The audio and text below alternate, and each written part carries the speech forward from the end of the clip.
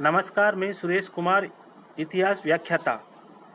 आज हम मध्यकालीन भारत का इतिहास पढ़ने जा रहे हैं और उसमें खिलजी वंश नामक टॉपिक पढ़ेंगे। खिलजी वंश, विजय, प्रशासनिक एवं आर्थिक सुधार। खिलजियों का परिचय। Doctor KS. लाल का मत है कि खिलजी तुर्क थे, किंतु दीर्घकाल तक अफगानिस्तान में रहने के कारण उन्होंने इस देश की आदतों और रीति रिवाजों को अपना लिया था। उनमें से बहुत से तुर्क आक्रांताओं के साथ उनके सैनिकों के रूप में और बहुत से मंगोल आक्रमणों के समय शरणार्थियों के रूप में भारत में प्रवेश किया और इल्बारी सुल्तानों तथा उनके तुर्की अमीरों की सेवा स्वीकार कर ली। इसलिए दिल्ली के सत्ताधारी इल्बारी तुर्क उनको अपने से भिन्न समझते थे। वुल्जले-हेक, रॉबर्टी, बार्थोल्डो आदि विद्वानों ने भी खिलजियों को तुर्क स्वीकार किया है। खलजी क्रांति। पूर्व अध्याय में बता चुका है कि तुर्कों की खलजियों से नहीं बनी, अतः जलालुद्दीन खलजी नामक सरदार ने सुल्तान क्यूमर्स को कारागार में डालकर स्वयं सिंहासन पर बैठ गया। इस प्रकार लगभग 90 वर्षों के प्रभुत्व के बाद इल्बारी तुर्कों को शासन सत्ता का अंत हो गया। इल्तुतमिश और बलबन ने अपने अथक प्रयासों से जिस साम्राज्य का आकार बढ़ाया था, वह योग्य उत्तराधिकारियों के अभाव में रोगग्रस्त हो गया। खिलजियों को शासन सत्ता हथियाने का अवसर मिल गया। इस क्रांति का मुख्य कारण तुर्की सरदारों को सैनिक कमजोरी किंतु अपनी श्रेष्ठता का दंभ था। पिछले कई वर्षों से मंगोलों के आक्रमण से सीमांत की सुरक्षा का दायित्व खलजी सरदारों को सौंपा हुआ था और उन्होंने अपनी सूरवीरता और रण कौशल से अपने दायित्व का पालन भी किया था, परंतु इसके लिए उन्हें सैकड़ों खलजी सैनिकों को युद्ध भूमि में खोना पड़ा था। इस स्थिति ने युवा खलजियों के मन में सल्तनत की शासन व्यवस्था में महत्वपूर्ण पद और सम्मान प्राप्त करने की आकांक्षा जागृत कर दी। इसके विपरीत तुर्क अमीरों ने उन्हें दूसरे दर्जे का नागरिक समझकर उनके साथ मालिकाना व्यवहार किया, जिससे युवा खिलजियों में आक्रोश बढ़ता गया। वृद्ध जलालुद्दीन में इस प्रकार की महत्वाकांक्षा नहीं थी और बलबन तथा उसके वंशजों के प्रति उसके हृदय में काफी निष्ठा थी।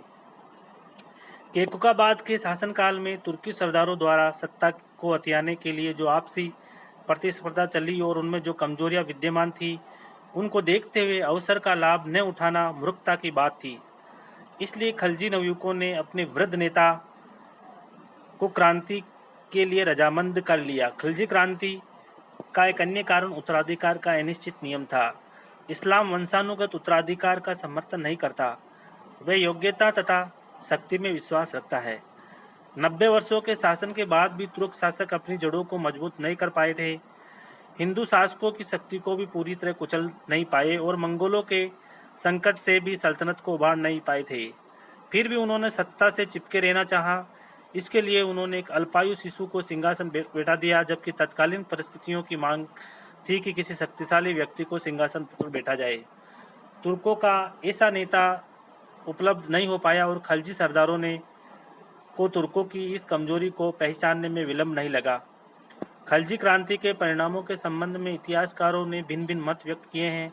डॉक्टर त्रिपाठी का मानना है कि दिल्ली के सिंहासन के प्रति राजभक्ति की जो भावना विकसित हो रही थी, खलजी क्रांति ने उसे जबरदस्त धक्का लगा। उनका ये मानना है कि असैनिक पहलू का महत्व घटाकर सैनिक पक्ष को बलवान बनाकर एक ऐसा घातक उदाहरण उपस्थित किया जो जीवन शक्ति को क्षीण करता रहा। दूसरी ओर इस क्रांति के अन्य महत्वपूर्ण परिणामों की ओर भी इंगित किया गया है। Doctor KS. लाल का मानना है कि खिलजियों की नसों में शाही रक्त नहीं बहता रहा। उन्होंने सत्ता हस्तगत करके उस भ्रम तथा अंधविश्वास को अंत कर दिया, जिसके आधार पर यह माना जाता रहा है कि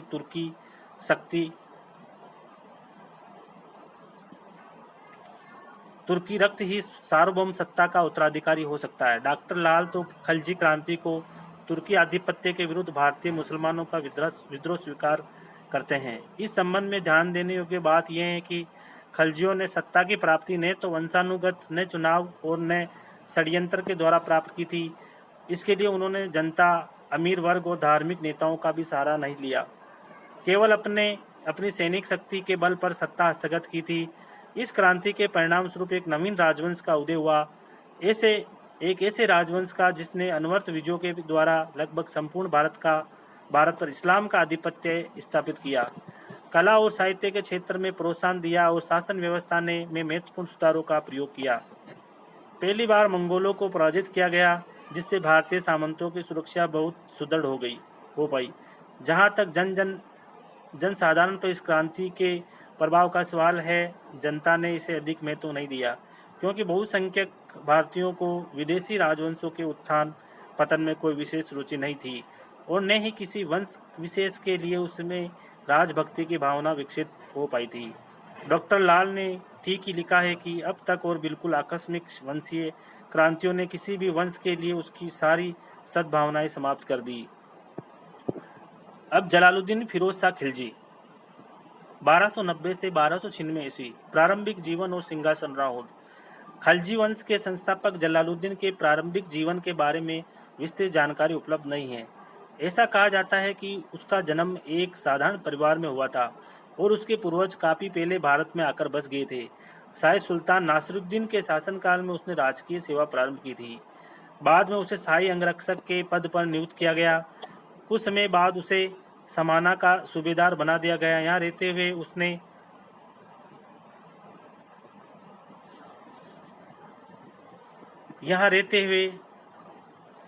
उसने मंगोलों के विरुद्ध अपनी योग्यता, सैन्य प्रतिभा तथा पराक्रम का अच्छा परिचय दिया, पर उसकी गिनती योग्य सेनानायकों में की जाने लगी। केकुकाबाद ने उसे आरिज मुमालिक का महत्वपूर्ण पद प्रदान किया। इसी समय से उसकी तुर्की सरदारों से टकराव शुरू हो गया, जिसका अंत खलजी क्रांति के साथ हुआ। 13 जून 1290 ईस्वी के दिन किलोगुडी में जलालुद्दीन का राज्याभिषेक हुआ और वह फिरोज शाह की उपाधि के साथ सिंहासन पर बैठा। उस समय उसकी आयु 70 वर्ष की थी। सुल्तान बन जाने के बाद भी उसने दिल्ली में जाने का साहस नहीं किया, क्योंकि तुर्की सरदारों और दिल्ली की जनता इतनी जल्दी उसे मान्यता देने की मनोस्थिति में नहीं थी। सामान्य जनता उसे सिंहासन का अपहरणकर्ता मानती थी, परंतु जलालुद्दीन ने अपनी चारित्रिक श्रेष्ठता, उदारता और धार्मिक प्रवृत्ति के द्वारा शीघ्र ही लोगों का विश्वास जीत लिया था। उदार शासन नीति। सुल्तान जलालुद्दीन ने नवीन शासन व्यवस्था में खलजी सरदारों के साथ साथ पुराने तुर्की सरदारों के महत्व को भी नजरअंदाज नहीं किया। सुल्तान के बड़े पुत्र को खान ए खाना की पदवी देकर राजधानी के निकटवर्ती क्षेत्र का शासक नियुक्त किया। दूसरे बेटे को अरकली खां की पदवी दी और कुछ समय बाद उसे मुल्तान का सूबेदार बनाकर सीमांत रक्षा का भार सौंपा गया। तीसरे बेटे को कदर खां की और अपने चाचा को ताजुल मुल्क की पदवी दी।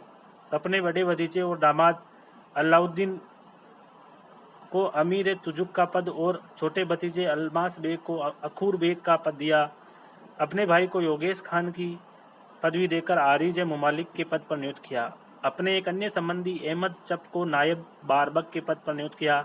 उसने पुराने तुर्की सरदारों ख्वाजा खातिर को वजीर के पद पर, फखरुद्दीन को दिल्ली के कोतवाल पर और बलबन के भतीजे मलिक छज्जू को कड़ा मानिकपुर का सूबेदार के पद पर बने रहने दिया। अन्य बहुत से तुर्की सरदारों को भी उनके पहले के पदों पर रहने दिया। वृद्ध सुल्तान जलालुद्दीन ने प्रेम और सद्भावना के साथ शासन करने का प्रयास किया। वे सबके लिए दयावान था और उसने अपने अमीरों के साथ एक मित्र की भांति व्यवहार किया। उसे रक्तपात तथा कठोर दंड से घृणा थी। यद्यपि उसके मुख्य सलाहकार अहमद चप ने उसे कई बार समयानुकूल कठोर नीति अपनाने की सलाह दी, परंतु ईश्वर भीरू जलालुद्दीन ने कभी उसकी राय पर ध्यान नहीं दिया। परिणाम स्वरूप अमीर और सरदार में वे लोकप्रिय होता गया। उनका तर्क था, जो शासक नहीं तो शत्रुओं को समुचित दंड दे सकता है और न मित्रों को समुचित पुरस्कार, वे ताज को दान करने योग्य नहीं है और ऐसे शासक के प्रति निष्ठा रखने में कोई लाभ नहीं है। वस्तुतः उस युग में इस प्रकार की उदार नीति के लिए कोई स्थान नहीं था। मलिक छज्जू का विद्रोह 1290 ईस्वी। सुल्तान की असाधारण विनम्रता ने लोगों को विद्रोह के लिए प्रेरित किया और उसके राज्याभिषेक के लगभग 2 मास बाद ही बलबन के भतीजे मलिक छज्जू ने विद्रोह कर दिया। सुल्तान मुगीसुद्दीन उपाधि धारण की और कुछ अन्य तुर्की सरदार भी उसके साथ मिल गए। विद्रोह की सूचना मिलते ही जलालुद्दीन ने स्वयं को दबाने के लिए विद्रोह को दबाने के लिए चल पड़ा। सुल्तान के पुत्र अरकली खान ने बाढ़ से भरी काली नदी को पार कर विद्रोहियों पर अचानक आक्रमण कर दिया। विद्रोही परास्त हो गए। मलिक छज्जू सहित अनेक बहुत से तुर्की सरदारों को बंदी बना लिया गया।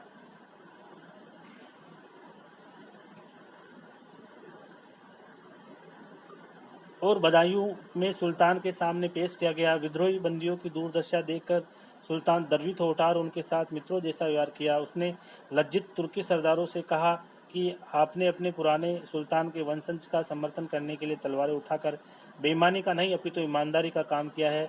सुल्तान के पुत्रों ने उसकी नीति का काफ़ी विरोध किया, परंतु सुल्तान का एक ही तर्क था कि सल्तनत लिए हुए सुल्तान मुसलमानों का रक्त बहाने के लिए तैयार नहीं है।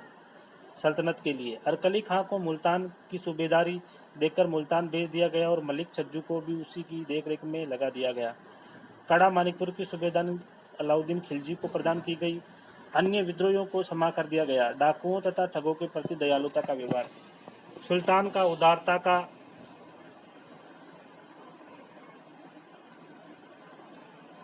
की उदारता का लाभ उठाकर दिल्ली के आसपास के क्षेत्रों में डाकुओं ठगों की बनाई। उनकी गतिविधियों से जनता में भय व्याप्त हो गया। सुल्तान के आदेश से उनके विरुद्ध कार्रवाई की गई और उन्हें पकड़कर सुल्तान के सामने पेश किया गया। सुल्तान ने उन्हें सजा देने के स्थान पर ऐसे काम न करने का उपदेश देकर सभी को रिहा कर दिया। दूसरी बार जब लगभग 1000 ठगों को पकड़कर उसके सामने लाया गया तो उसने उन्हें बंगाल छोड़ आने का आदेश दिया। ऐसा कहा जाता है कि जो अधिकारी उन्हें छोड़ने गए थे उनके दिल्ली वापस आने के पूर्व ही बहुत से अपराधी घर लौट आए थे। अपराधियों के प्रति ऐसी उदार नीति से सुल्तान अपने ही अधिकारियों की आलोचना का शिकार बन गया। फिर है अमीरों का षड्यंत्र। सुल्तान के शांत और क्षमाशील स्वभाव ने अमीरों को असंतुष्ट बना दिया और वे खुलेआम कहने लगे कि सुल्तान को शासन करना नहीं आता। अमीरों की दावतों तथा गोष्ठियों में सुल्तान को अपदस्थ करने के षड्यंत्र रचे जाते। एक दिन मलिक ताजुद्दीन के यहाँ हुई गोष्ठी में अमीरों ने सुल्तान के बारे में असंयत भाषा का प्रयोग किया। किसी ने कहा कि वह सुल्तान को ककड़ी खीरा की तरह काट डालेगा। किसी ने सुझाव दिया कि उसे पदच्युत कर ताजुद्दीन को सुल्तान बना देना चाहिए। जब जलालुद्दीन के पास इसकी जानकारी पहुंची तो उसे क्रोध चढ़ आया। उसने भरे दरबार में उन अमीरों को फटकारा और अपने साथ लड़ने का निमंत्रण दिया, परंतु अंत में सभी को क्षमा कर दिया। दंड स्वरूप उन अमीरों को 1 वर्ष तक अपनी जागीरों में ही रहने का आदेश दिया गया। फिर है वेरी इंपॉर्टेंट सिद्दी मौला का षड्यंत्र। सिद्दी मौला की अध्यक्षता में सुल्तान के विरुद्ध एक और षड्यंत्र रचा गया, परंतु इस बार जलालुद्दीन ने अपने शांत एवं उदार व्यवहार के विपरीत निर्ममता का व्यवहार किया। सिद्दी मौला ईरान से आया हुआ एक फकीर था और दिल्ली में बस गया था। बड़े बड़े अमीर उसके पास आने लगे, जिससे उसमें राज सत्ता प्राप्त करने की इच्छा प्रबल होने लगी। उसने एक खानका मठ बनवाया जहां हजारों निर्धनों को भोजन कराया जाता था। इतना रुपया कहाँ से आता था, इसकी ठोस जानकारी नहीं मिल पाई। खानका में अमीर लोग अलाउद्दीन को अत्यधिक महत्वाकांक्षी व्यक्ति था। खानका में अमीर लोग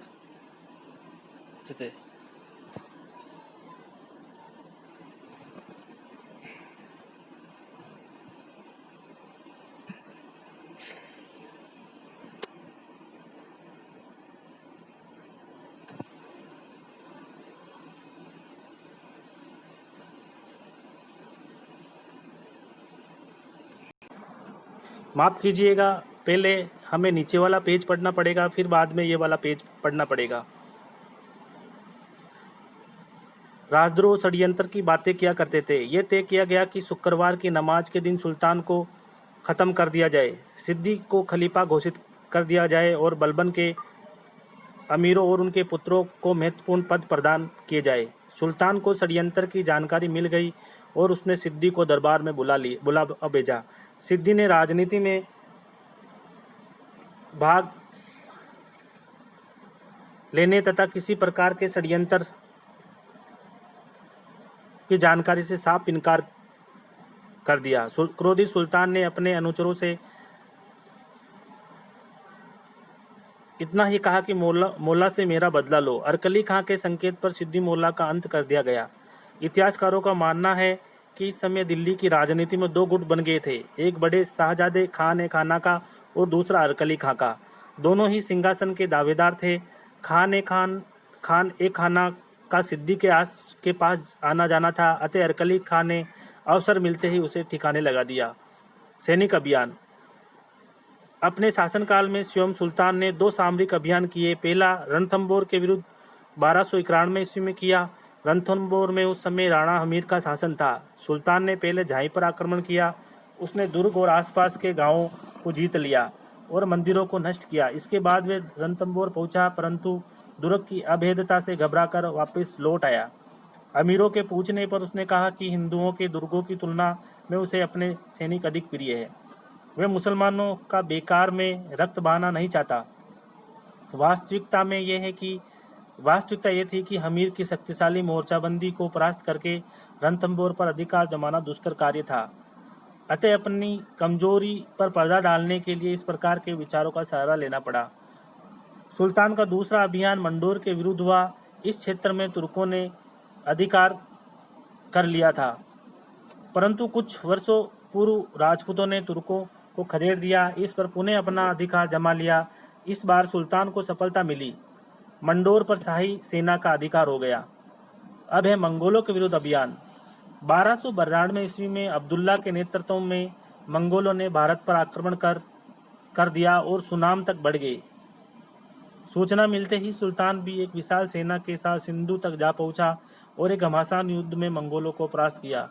हजारों मंगोलों को बंदी बना लिया गया और दोनों पक्षों में शीघ्र ही संधि हो गई और अब्दुल्ला वापस लौट आया। परंतु चंगेज खां के एक पौत्र उलुग खान ने अपने अनुयायियों सहित इस्लाम स्वीकार कर लिया और सुल्तान की अनुमति से दिल्ली के आसपास ही बस गए। वे लोग नव मुसलमान कहलाए। सुल्तान ने उदारता पूर्वक उनकी जीविका की व्यवस्था की। अलाउद्दीन के सैनिक अभियान। 1292 ईस्वी के बाद सुल्तान ने कोई सैनिक अभियान नहीं किया, परंतु उसके भतीजे अलाउद्दीन ने साहसिक अभियानों में से नई आशाएं जाग उठी। 1292 ईस्वी में उसने सुल्तान की अनुमति बिलसा के समृद्ध नगर पर आक्रमण किया और अपार धन संपत्ति प्राप्त की। सुल्तान को प्रसन्न करने की दृष्टि से वे लूट का कुछ हिस्सा लेकर दिल्ली जा पहुंचा। सुल्तान अत्यधिक प्रसन्न हुआ और उसने अलाउद्दीन को आरीज ममालिक का पद प्रदान किया। कड़ा की सूबेदारी अवध का सूबा भी सम्मिलित कर लिया।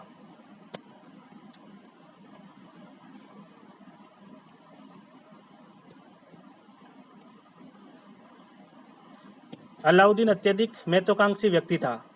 उसके साथियों और अमीरों ने उसकी महत्वाकांक्षा को सुल्तान बनने की अग्नि प्रज्वलित कर दी, परंतु इसके लिए एक विशाल सेना की जरूरत थी और सेना खड़ी करने के लिए धन की आवश्यकता थी। बिलसा अभियान के समय उसने दक्षिण में स्थित देवगिरी की अपार समृद्धि का हाल सुना था, अतः उसने देवगिरी पर अचानक आक्रमण करने की योजना बनाई। चूंकि उसे विश्वास था कि इस अभियान के लिए सुल्तान से स्वीकृति नहीं मिलेगी, अतः संपूर्ण योजना को गोपनीय रखा गया। सुल्तान से चंदेरी के हिंदू शासक का दमन करने के लिए नए सैनिक भर्ती करने तथा कड़ा और अवध का कर कुछ विलंब से चुकाने की अनुमति मांगी, जो उसे मिल गई। इस बीच उसने अपने गुप्तचरों से देवगिरी के बारे में पर्याप्त जानकारी प्राप्त कर ली। कड़ा और अवध की शासन व्यवस्था अपने विश्वस्त सेवक अलाउल मुल्क को सौंपकर 8000 घुड़सवारों के साथ उसने देवगिरी के लिए कूच कर दिया और तेजी के साथ रास्ता तय करते हुए अलीचपुर जा पहुंचा, जो मराठा राज्य के सीमांत पर बसा हुआ था। यहाँ उसने अपने सैनिकों को 2 दिन का विश्राम दिया और यहाँ प्रचार भी करवा दिया कि अपने चाचा से रुष्ट होकर मेंद्री के शासक के यहाँ नौकरी के लिए जा रहा हूँ। देवगिरी के राजा रामचंद्र को जब अलाउद्दीन के आकस्मिक आक्रमण की सूचना मिली तो वह घबरा गया, क्योंकि राज्य की मुख्य सेना उसके बड़े लड़के के साथ दक्षिण की ओर गई हुई थी। अतः उसने दुर्ग के भीतर रहकर अलाउद्दीन का सामना करने का निश्चय किया। अलाउद्दीन शीघ्र ही नगर में आ घुसा और लूटमार से नगर में आतंक उत्पन्न कर दिया। उसने ये अफवाह भी फैला दी कि मुख्य सेना के साथ उसका चाचा भी दक्षिण विजय के लिए पीछे पीछे आ रहा है। रामचंद्र देव ने थोड़े दिनों तक तो सामना किया, परंतु स्थिति को प्रतिकूल मानकर समझौते की बातचीत शुरू कर दी। अलाउद्दीन पर्याप्त धन मिल जाने के बाद वापिस लौट जाने का वचन दिया। रामचंद्र देव ने अलाउद्दीन की मांग के अनुसार उसे धन दे दिया और अलाउद्दीन ने भी वापसी की तैयारियां शुरू कर दी। तभी अचानक रामचंद्र देव का पुत्र शंकरदेव सेना सहित लौट आया और उसने अलाउद्दीन को धन वापस कर चुपचाप लौट जाने की धमकी दी। अलाउद्दीन ने दुर्ग की नाकेबंदी के लिए 1000 घुड़सवारों को छोड़कर शेष सेना के साथ शंकरदेव की सेना पर आक्रमण कर दिया। मराठा सेना ने खलजी सेना को हराकर छिन्न-भिन्न कर दिया, परंतु तभी नुसरत खां ने खतरे को भांपते हुए दुर्ग की घेराबंदी उठाकर अपने 1000 घुड़सवारों के साथ युद्ध में प्रवेश किया। मराठों ने अलाउद्दीन की अफवाह को सत्य मानकर यह समझ लिया कि दिल्ली की मुख्य सेना पहुंची है और वे घबराकर मैदान में भाग खड़े हुए। इस प्रकार अलाउद्दीन हारी हुई बाजी जीत गया। जब उसने दुर्ग की मजबूत नाकेबंदी कर दी। दुर्भाग्यवश दुर्ग में रसद की भारी कमी पैदा हो गई। परिणाम स्वरूप रामचंद्र देव को पुनः संधि के लिए सोना पड़ा और अलाउद्दीन ने इस बार पहले से भी अधिक धन की मांग रखी तथा एलिचपुर क्षेत्र की वार्षिक आय प्रतिवर्ष दिल्ली भेजने की शर्त रखी। राजा को सभी शर्तें माननी पड़ी। अलाउद्दीन इस अभियान से कितनी धन संपदा ले गया इसका लेखा जोखा करना संभव नहीं है, परंतु यह अभियान उसके जीवन की एक महत्वपूर्ण घटना रही। अभियान से प्राप्त धन ने वे सब साधन जुटा दिए जो सुल्तान पद के प्राप्ति के लिए जरूरी थे। उसकी शानदार सफलता ने उसे एक सफल विजेता और निपुण सेनानायक सिद्ध कर दिया। कड़ा से सैकड़ों मील दूर अनजाने रास्ते से होकर देवगिरी पर विजय प्राप्त करना उसकी सैनिक प्रतिभा का और संपूर्ण योजना की गोपनीयता के साथ अमल में लाना उसकी चालाकी का सबूत था और आगे उसकी धूर्तता को भी उजागर कर दिया। सुल्तान जलालुद्दीन की हत्या। देवगिरी की अपार धन संपदा के साथ अलाउद्दीन ने तेजी के साथ कड़ा का मार्ग पकड़ा। उस समय सुल्तान ग्वालियर में ठहरा हुआ था और यहीं पर पहली बार उसे जानकारी मिली कि अलाउद्दीन ने उसे पूछे बिना अब तक क्या किया और कितनी संपदा के साथ वापस लौट रहा है। मलिक अहमद चप ने सुल्तान को सही सलाह देते हुए निवेदन किया था कि चूंकि धन मनुष्य को उन्नत बना देता है, अलाउद्दीन पुराने विद्रोही अमीरों से घिरा हुआ है, अतः आपको आगे बढ़कर रास्ते में उसे रोककर धन संपत्ति पर अधिकार कर लेना चाहिए। परंतु सुल्तान ने उसकी सलाह पर ध्यान नहीं दिया और दिल्ली वापस लौट आया। अलाउद्दीन ने शाही दरबार में उपस्थित अपने भाई असलम बेग से दरबार की सारी सूचनाएं मिलती रही। उसने सुल्तान को भुलाव में रखने के लिए देवगिरी पर आक्रमण करने के लिए क्षमा मांगी और मिलते ही संपूर्ण संपत्ति सहित दिल्ली आकर सुल्तान की सेवा में उपस्थित होने का वचन दिया। सुल्तान ने इस बार भी अलाउद्दीन का विश्वास कर लिया और अलाउद्दीन कुशलतापूर्वक कड़ा मानिक पर पहुंच गया। इसके बाद उसने अत्यधिक कुशलतापूर्वक तैयारी की गई योजना अनुसार सुल्तान को कड़ा आने के लिए राजी कर लिया। सुल्तान ने सेना सहित कड़ा के लिए प्रस्थान किया, परंतु अलाउद्दीन ने कुछ चक्कर रचकर शाही सेना को गंगा के दूसरे किनारे रख दिया और सुल्तान को कुछ निशस्त्र अमीरों के साथ गंगा के इस पार लाया गया, जहां अलाउद्दीन अपनी सेना सहित उसके स्वागत के लिए तैयार खड़ा था। सुल्तान की नाव किनारे पर पहुंचने पर अलाउद्दीन ने नाव पर जाकर सुल्तान से क्षमा याचना मांगी। सुल्तान ने उसे गले लगाकर उसे माफ कर दिया। इसके बाद जब सुल्तान नाव से उतरने के लिए आगे बढ़ा, तभी अलाउद्दीन के संकेत पर सुल्तान पर घातक प्रहार किया गया। सुल्तान ने अलाउद्दीन को कोसते हुए भागने का प्रयास किया, परंतु उन्हें तत्काल मौत के घाट उतार दिया गया। मलिक फखरुद्दीन के अलावा नाव में सवार सुल्तान के अन्य सभी अमीरों को मौत के घाट उतार दिया गया। इसके बाद शाही सेना पर आक्रमण करके उसे खदेड़ दिया गया। अहमद चप शेष सेना के साथ दिल्ली पहुंचने में सफल रहा।